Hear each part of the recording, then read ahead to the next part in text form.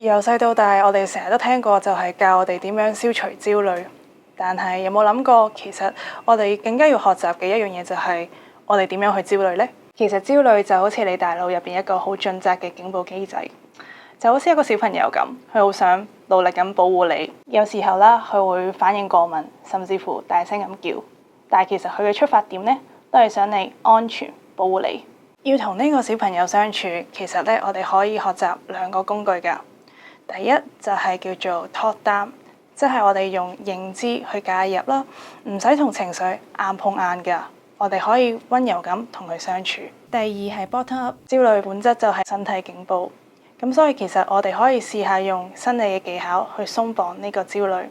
即係例如可能透過呼吸練習又好，身體感知嘅練習都好，同返大腦講而家係安全㗎啦。學習去點樣焦慮，唔係純粹係叫佢消除佢，我哋可以聽到焦慮嘅聲音，但係唔一定要受到佢指揮。